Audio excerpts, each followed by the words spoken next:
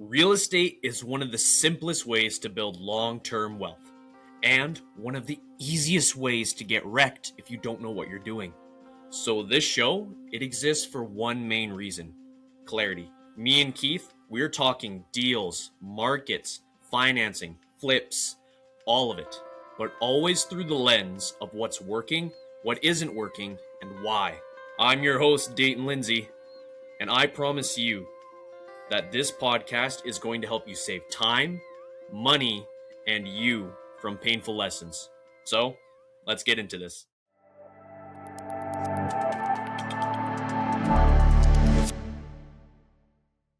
Keith, welcome back. Thanks. Another episode. Another day to grill you with questions. Yes, interrogation. I'm ready. Yep, advanced interrogation methods. Nipple twist. I mean, what? Anyways, all right. On to the questions I have for you on this episode. So, to start off, what are the best deal sources for beginners to find deals? This is going... In the last episode, we were talking about the three universal currencies, which is time, money, and energy. If you don't know what I'm talking about, go listen to that one, then come back. So the best one is going to be the one that aligns with the currency that you have the most of and the one that you have the least of. Meaning, if you're a doctor, so let me create like three different types of clients that I have right now. I'm thinking of somebody right now. She's a doctor. She has very little time. She already has a consulting business and she makes great money, but has limited time. But she has freedom with that time because it's her practice. She can stop what she's doing and make the call. So money is not an object. She has little time, but flexibility with that time. Therefore, the energy is not going to come into it. Then PPC is going to be what's best for her. Whereas somebody who works we have a client that's like a lineman. Like, I have to be working from this hour to this hour. Once I'm off, I'm totally off. I can do whatever I want. You know, decent money, not a lot of overhead in his personal life. But the time, like the energy, when he's off, he's off. When he's on, he's on. So we don't want our speed to lead to suffer. Therefore, PPL is going to be better for him so that he can kind of just like turn on the faucet. Like as soon as he gets home, clear his workspace, get a drink of water or coffee or whatever, and then go log into his PPL provider, click it, done. Leads start coming in literally minutes from them. Think about, we've got another one. He's like a gym equipment technician, like a repairman for like bikes and belt fed things, like a treadmill. Man, I kind of brain farted. Yeah, there we go. Treadmill. Like a treadmill. And so he doesn't make a lot of money. Now he is able to step out and take a phone call. So the energy is there. The time, it's 9 to 5. Maybe it's like really 8 to 5. I think he gets up pretty early in the morning to get to work. But he can sometimes leave work early and like he's done at 3. And he has no other appointments for the rest of the day. So he doesn't really have to stay. He can go home early. Well, PPL and PPC are going to be way too expensive. So he needs to be putting out bandit signs and calling FSBOs because that's basically free. Like bandit signs is sort of expensive if you get into at scale, but what he's doing is like $400 a month. Now, let's say you don't even have $400 per month. Then we need to go with sweat equity, like sweat marketing, I should say. Driving for dollars, pounding the pavement, even driving for dollars virtually. Like that even works. It's not as good as actually driving though. Door knocking, calling FSBOs, making offers on the MLS. Some people, they're really networked in their local area. Like they have resources, they have people. Those folks, or maybe they're looking for something really particular. Direct mail, like you can pull the list, have it be exactly what you want. I want a 3-bedroom, 2-bath house that's built anything after 1985 is good with me. it needs to be between 1,000 and 1,800 square foot because I'm going to rent it, and and I'm going to do a Section 8, so it needs to be in these specific zip codes. And I'm super knowledgeable about the probate system and taxes, like tax liens. You can pull that exact list for those exact houses in that exact zip code that are in that exact situation. If you are really knowledgeable at something, or you're networked or resourced in one specific area, then let's play to your strengths, right? If that's your core competency, then let's use it. So it's really going to depend on the person. There is no one size fits all sort of marketing. And if anybody answers that question, let me repeat what I just said. If anybody answers that question, especially on YouTube, and they say, this is the best thing since sliced bread, you have to ask yourself, are you making money off that thing? Are you monetarily benefiting from me choosing to use that lead source? If the answer is yes, then they cannot truthfully, objectively answer that question. Okay. This is why so many forms of marketing exist, and there is no one size fits all. Interesting. No, this is kind of a side tangent off that, but it's crazy to me to think that phrase, better than sliced bread. Like, sliced bread has only been invented for what, 70 years? I have no idea. If you ask me that. I think so. Let me completely checking on in a random fact. Alexa, how long has sliced bread had been in existence? What do you say? 1928. Sliced bread is a loaf of bread sliced with a machine. First sold in 1927. Okay, yeah, so 1920s. Alexa, stop. Potato. That's cool. That's crazy. Well, that's like bread's been around for almost 100 years. Yeah, that's weird.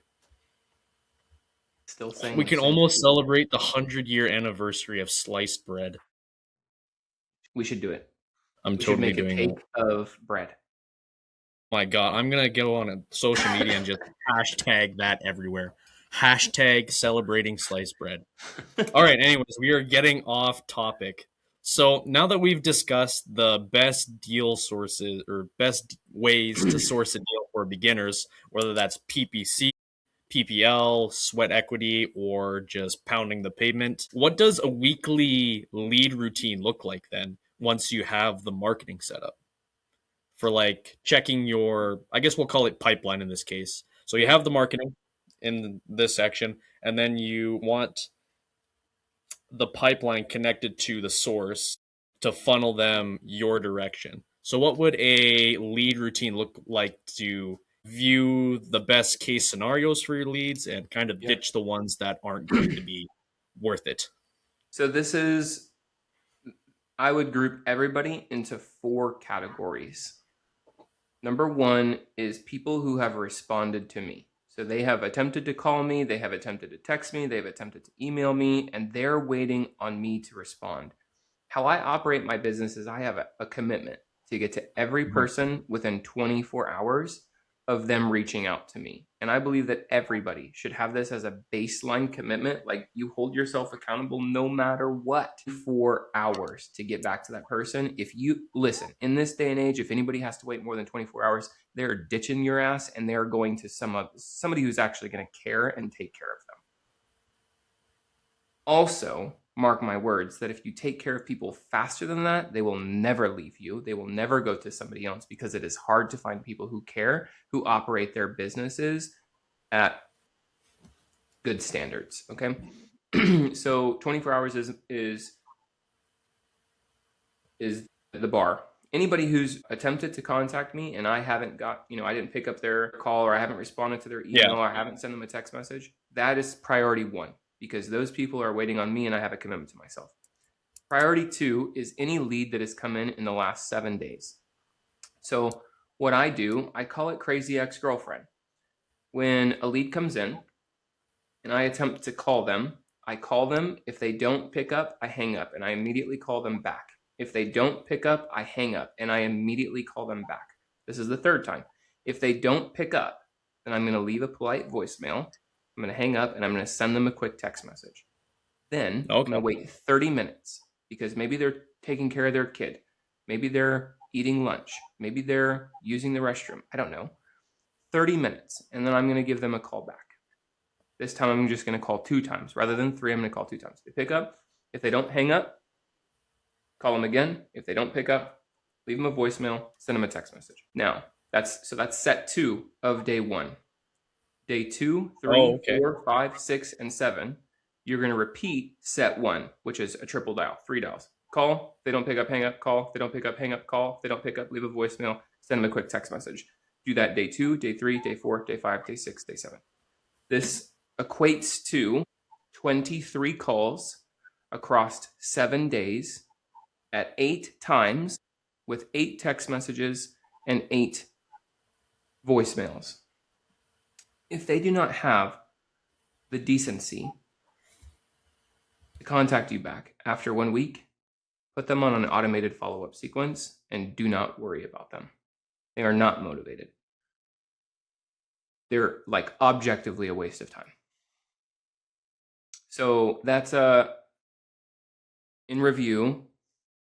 Category 1 is anybody who's waiting on me. They've called, texted, or emailed me. They're waiting on me. I have 24 hours to give them a response. That's category 1. Category 2 is anybody who is falling into this 7-day window where I'm going crazy ex-girlfriend on them. That's my loving word that I call this to make sure that everybody who's listening can remember the sequence that I'm teaching. Then category 3 is anybody who I have a follow-up date scheduled within a week. Okay, so a lot of my follow-up dates, it'll be, follow up with them in a week or 2 weeks or 3 weeks or 4 weeks in our CRM. Like there's these little drop downs. Can I select an exact day? Yes. And when it needs to be an exact day, there's usually an exact time too. I'm calling this person on the 21st at 8 a.m. Eastern Standard Time. Beautiful. If it doesn't have a time, then I know that I just selected one of the quick drop downs that says like, I'll follow up with this person in a week. In that case, do I really need to follow up with them on that day in the week? No, it can be plus 1 day, minus 1 day, whatever, right? So any follow-ups that are on my list this week, so Sunday through Saturday, this week, I'm going to be following up with those. Those are category 3. And then category 4 is everybody else. So if they haven't responded to me, they're not in their first 7 days, or I haven't committed to following up with them in the future, they're a category 4. These are all being taken care of by Automated Keith. Like obviously we own a software company. We are a software company. We have our own CRM. It's not some white labeled version of somebody else's CRM. It is our own that we built from the ground up. It's our servers. It's our database. It's our code. It's our everything. Yeah. It has 389 automations in it. And one of them is taking care of these leads. So Automated Keith with text messages that sound just like me and ringless voicemails that I've recorded and emails that a professional copywriter has drafted up. Depending on where that lead was, by the way, like, is it a brand new lead? Because we got to talk to that person very differently than if we've already triaged them. We have to talk to that person very differently than if they have verbally accepted our offer, but haven't actually accepted it. And we need to talk to that person very differently than the person who we've been under contract and then they ghost us, right? So there's these different lead statuses or stages, whatever, through the pipeline. There's 13 different opportunities for attrition to occur, which means fallout, right? It's the opposite of retention. Retention is you're keeping a percentage. Attrition is this percentage is falling off.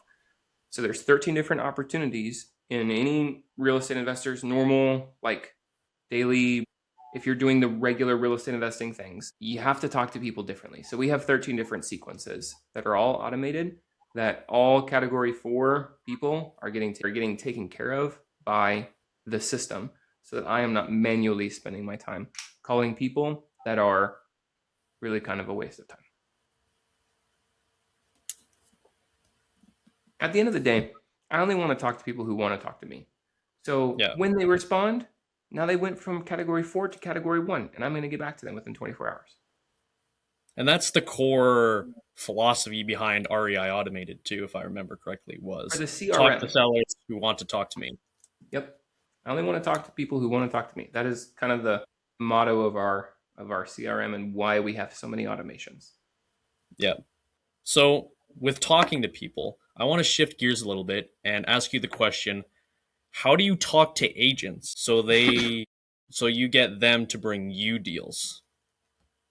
Because real estate agents are a huge part of the real estate industry as well, whether you're even just buying your own single family home or looking for something else, even just land Yeah. to build on. So how would you talk to them to get you to bring how it's apologies, how would you talk to them so they can bring you deals? Well, let me first tell you how not to do it, because this is what I see like 10 times more than me seeing it done properly. A Yeah. lot of people just spam agents. It says, "Hey, my name's Keith Gillispie. I'm the owner of Crowne Properties. I'm a buyer in BRRRR County. Anything that you see is a good deal, send it my way. I'll buy it. I'm a cash buyer." This does not work. You are one of hundreds of people who have called that agent, and you have closed precisely 0 properties with them. So they have no loyalty to you. You are a nobody. Mhm. You are literally not even a number, because they haven't saved you in their phone. Why? Because they have no reason to save you in their phone. They don't know if you're serious. They don't know how many properties you've bought. They don't know how long you've been in business. They don't know how many houses you're going to buy this year. You haven't proven yourself to them. You're nobody. They do not care about you. Instead, there's a there's a quote by, I think it's from Stephen Covey.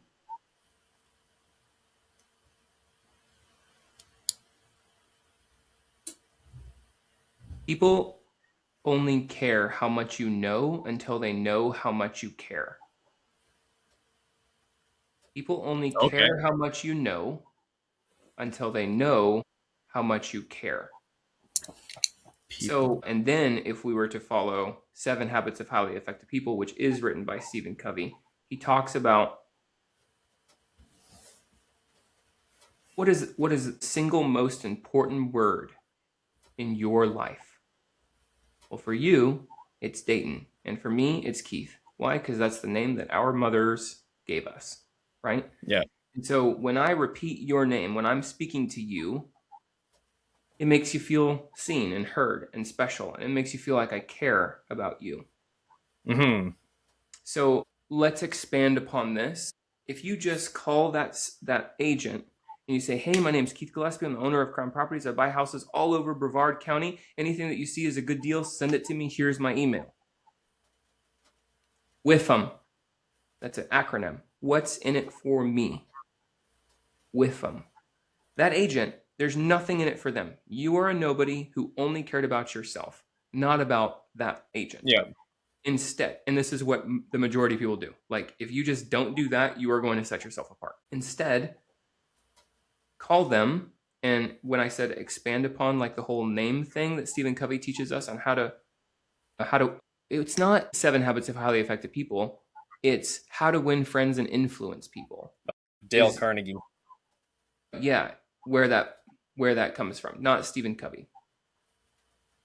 Yeah, I'm fairly confident. Yeah, that makes much more sense The because whole Stephen name Covey thing comes from 7 Habits how to is win just friends.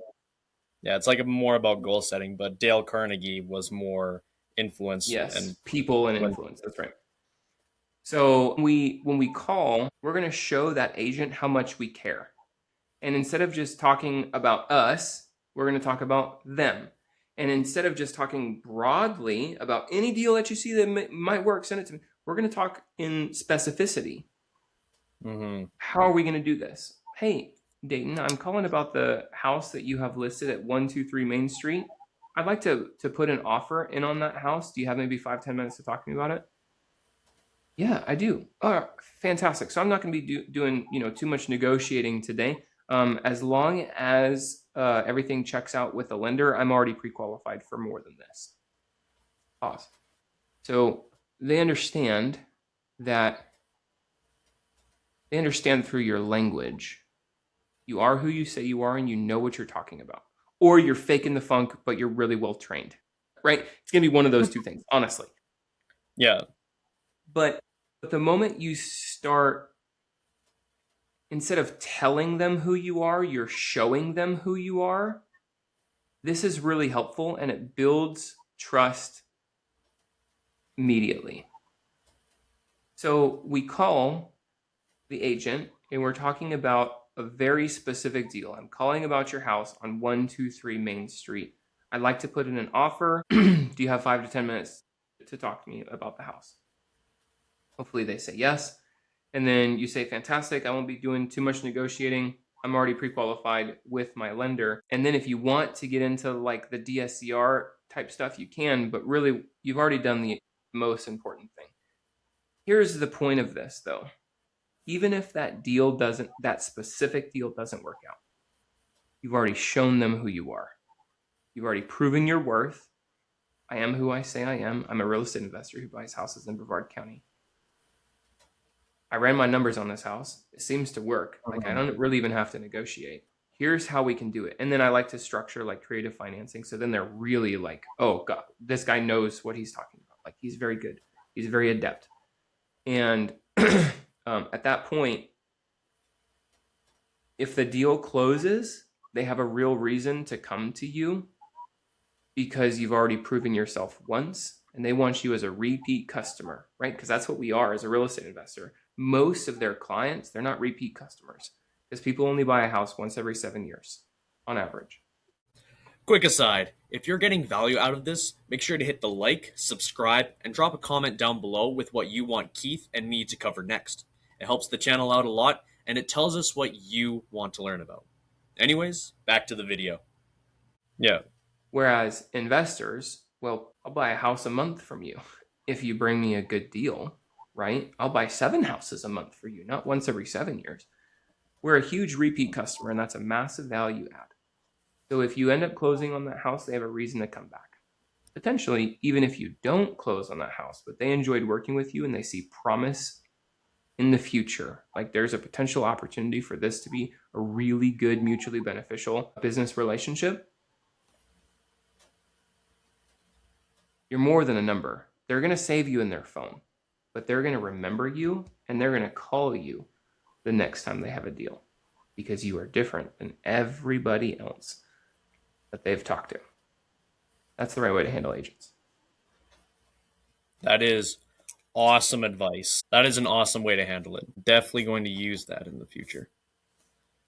Even just in a marketing sense too. Like for the people watching, you don't have to do this just in real estate. This can be applied to any aspect of your life. Absolutely. Whether you're in real estate or whether you have a background in marketing or do marketing. Hell, you could even throw it on a dating app.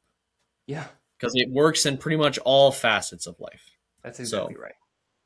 So, and just to expand on that just a little bit more, what I'm doing is good communication. And a lot of people, when the word sales, like I am a sales trainer, when people hear that, they're like, oh, you're probably really pushy. And, you know, like think old fat dude selling used cars, you know, like that's not what sales is. Sales, I am simultaneously the best and the worst salesman you will ever meet. Why? Because if it is not a fit, I will push you away. I'm not going to try to sell you jack diddly squat. I will straight up tell you this is a terrible fit. You need to go do that thing because it's a better fit based off of what you're telling me. But because of that, because I'm never pushing, and if anything, I'm always pulling back. Because I'm always pulling back, you want more. Yep. So I'm simultaneously the best salesman or the best closer, as well as the worst salesman and the worst closer, because I'm not going to go after something that's not a fit. Sales isn't sales. Sales is merely effective communication. And the moment you can effectively communicate, it's no longer about selling a house. Now it's about selling the idea to your children that it's a good idea to clean their room. Now it's about selling the opportunity to your landscaper to do more work around your house and not charge you anymore. You know, like whatever. Effective communication. There's so many use cases. You're talking about how you could do it on a dating app. Dude, I literally use the same exact principles to buy cars that I do houses, that I use to buy whatever, that I use to communicate with my family as well as people who are in business. So it's indiscriminate. Sales is effective communication. Yep. Just sales is a universal skill. Yeah. That's why so many closers, so many salesmen, like, just learn sales. Even Alex Hormozy says this as well. Learn sales and you'll just be better at life. Yep. Essentially. Agreed. But, Agreed. Yeah. So next question is, how do you evaluate wholesalers?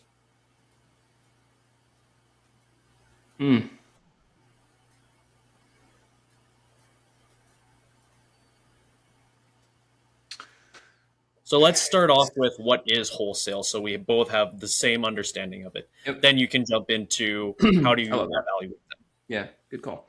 So wholesaling is assigning a contract. So I have a property that's under contract. I have the exclusive right to purchase this house at this price.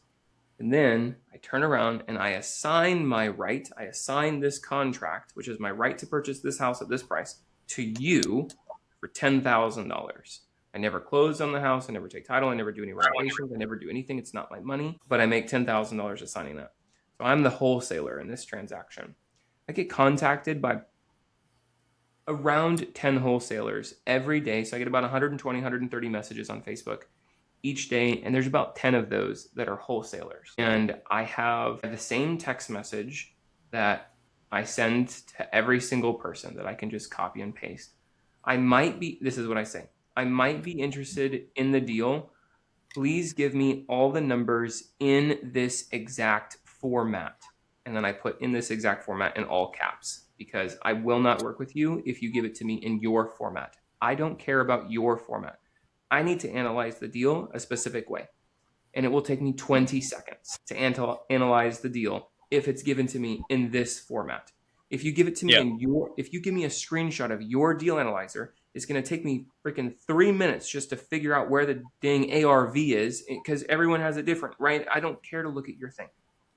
ARV, repairs, mortgage, arrears, seller's walk away, and assignment fee.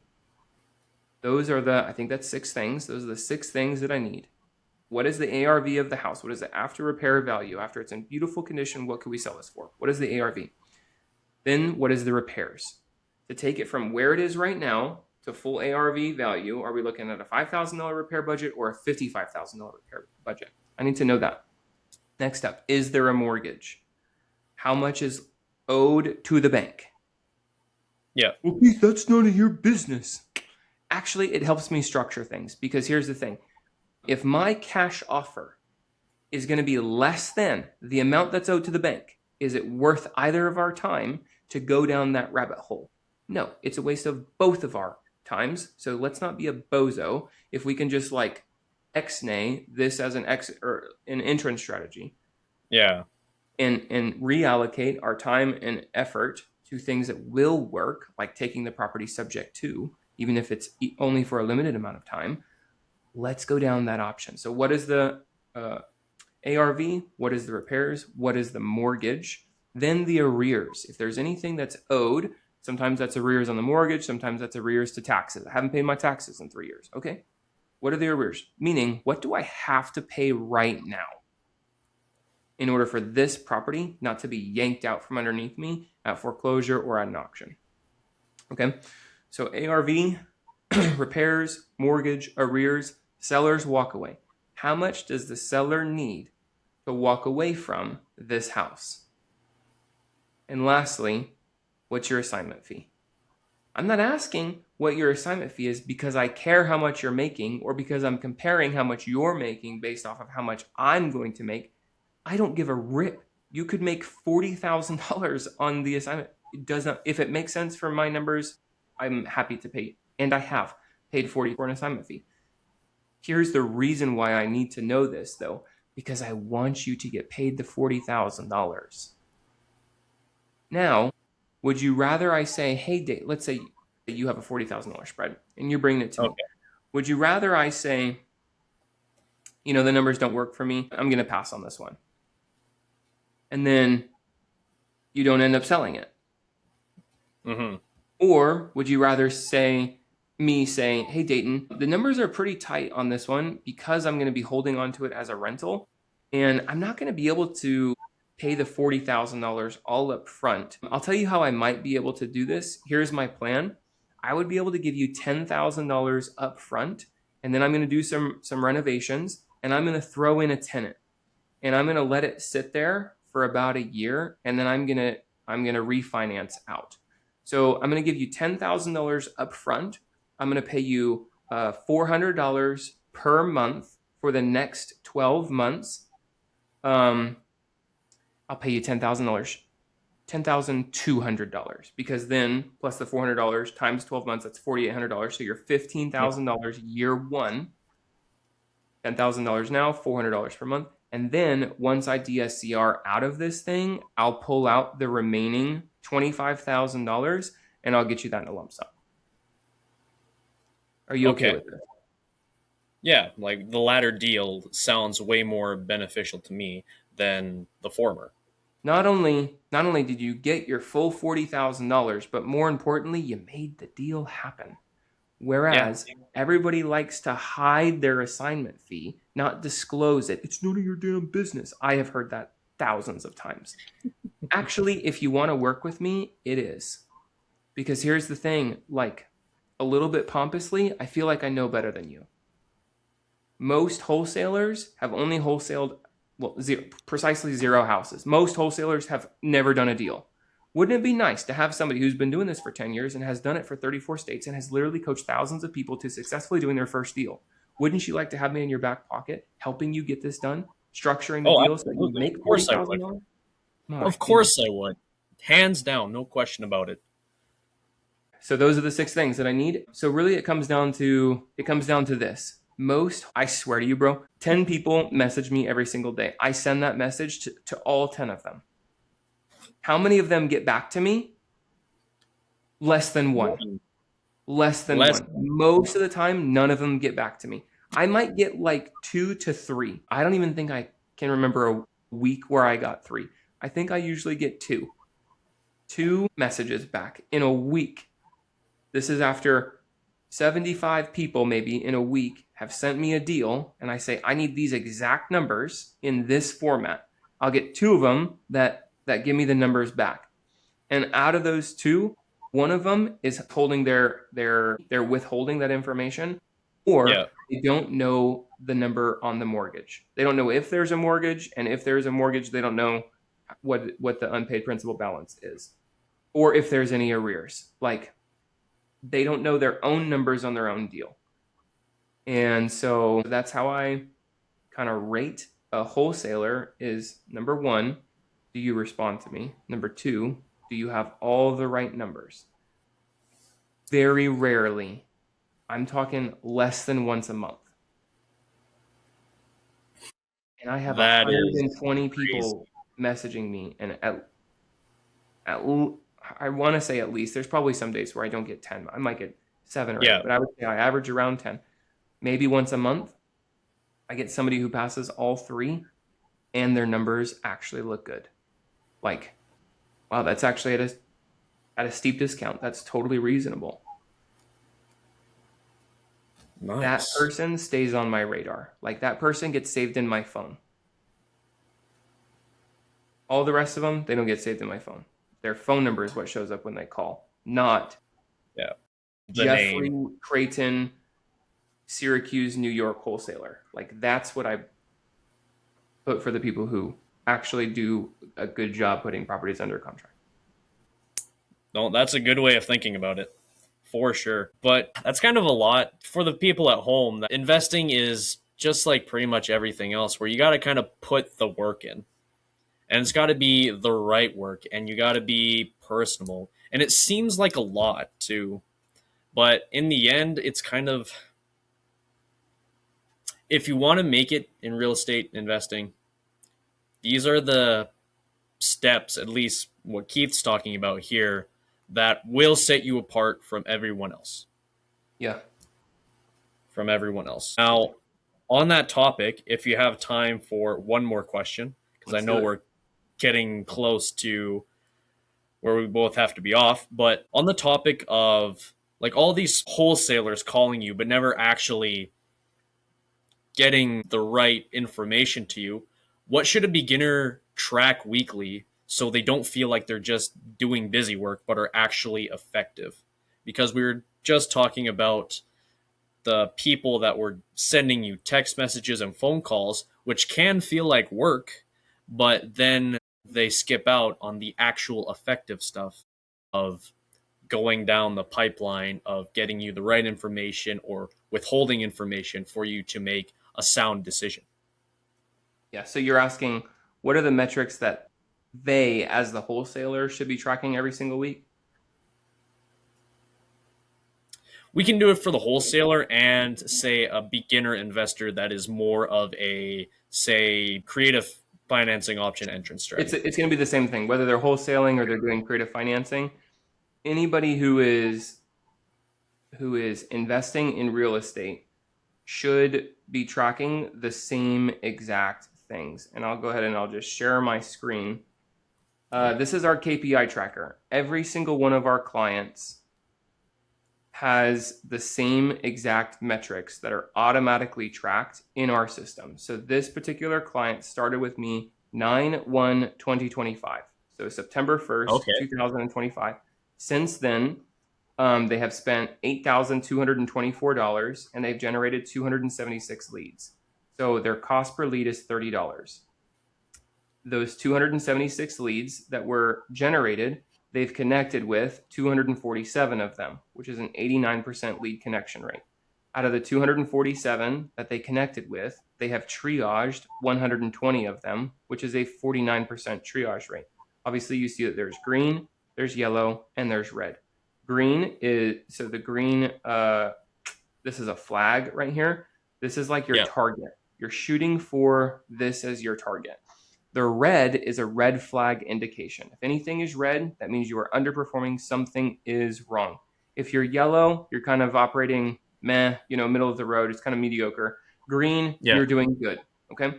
So you can see here, this triage call rate is low. This is fairly bad, actually.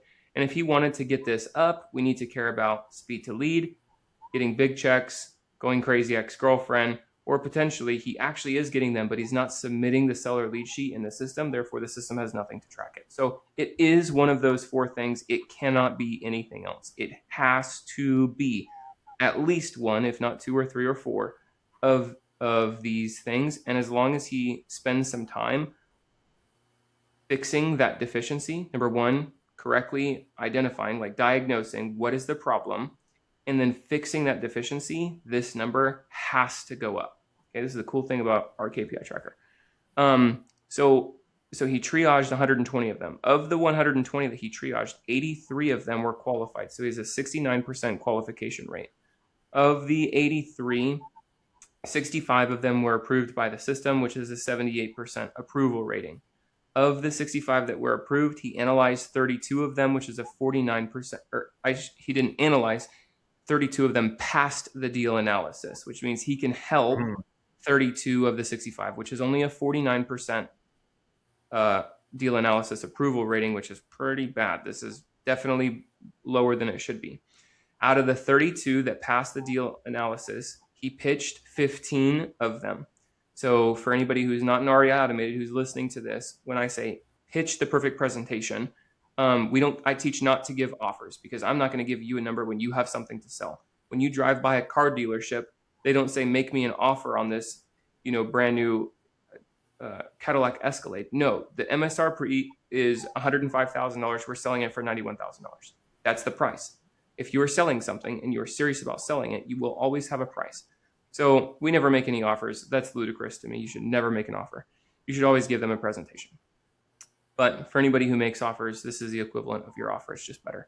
So he made 15 offers, which is 47%, which is well below where he should be. However, out of those 15, my God, he got 7 You got contracts. 7. Wow. Fantastic. That is 47% awesome.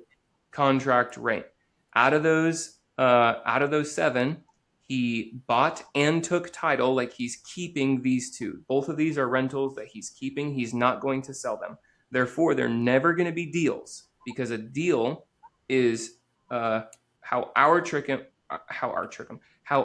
system tracks a deal is it has to sell. Therefore, if you're not selling it, it doesn't count it as a deal. Instead, we define that as an acquisition.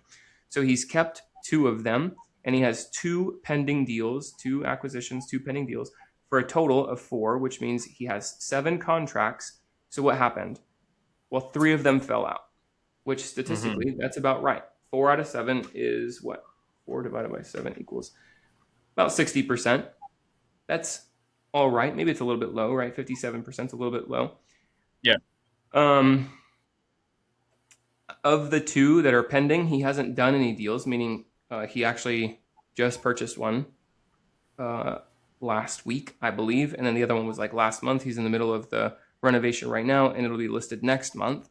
So he hasn't sold them. He has $268,000 in projected profit.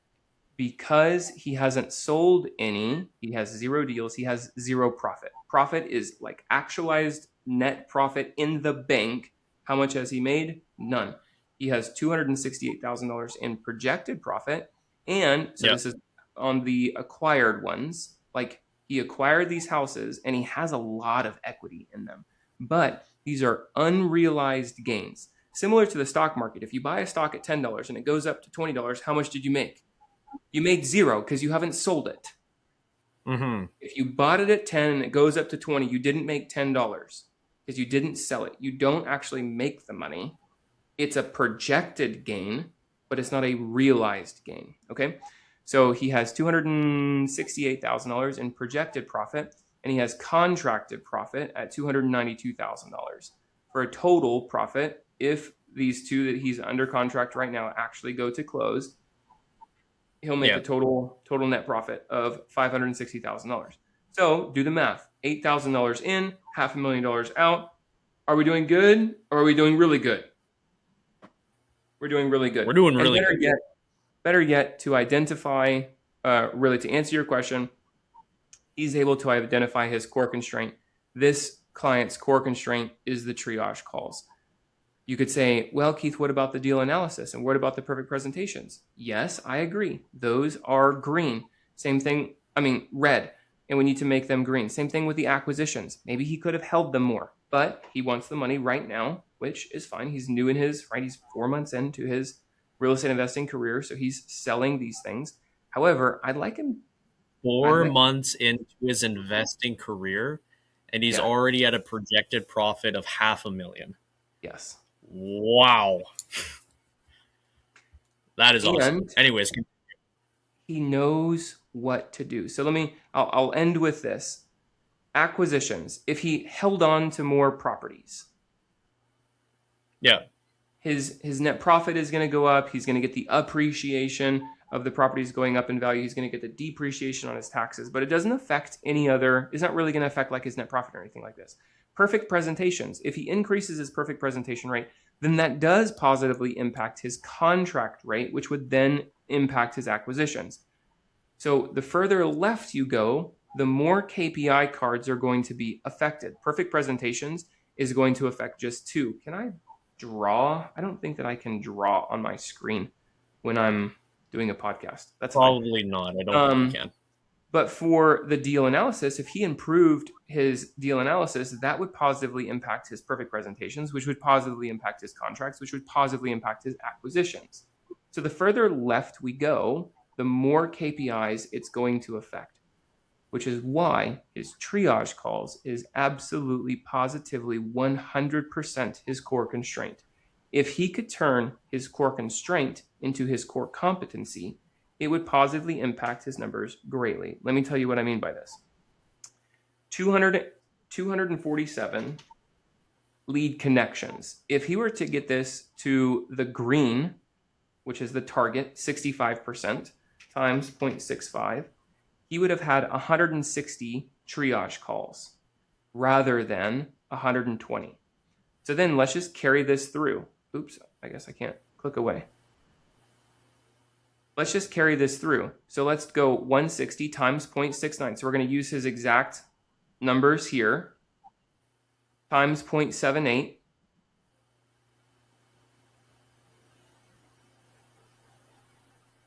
Times 0.49. So we're not even going to improve the deal analysis.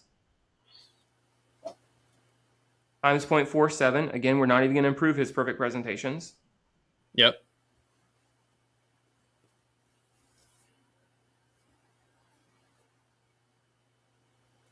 Times 0.47 for his contracts. He's at 9 rather than 7. So if he only fixed his triage calls, well, let's see, times 0.29 equals. Statistics say he would have bought and held on to one more property. Statistics say if the only thing that he improved was his triage call rate. Now, what if we did the triage call rate and the deal analysis? Now he's probably going to buy 4. What if we improved the triage and the deal analysis and the perfect presentations? He's probably going to, I mean, we're probably at least at 5, maybe even 6. So when all of these are green or yellow, your ROAS, your return on ad spend, is absolutely magnificent. I mean, it's through the roof. When even one of them is red, especially when it's far to the left, like the triage calls, it negates. Yeah. It's a huge drag, right? You're kind of slogging everything through the mud because this one KPI is holding everything back. If he just fixed that one, he would have bought 3 houses rather than 2, like held on to 3 houses rather than 2.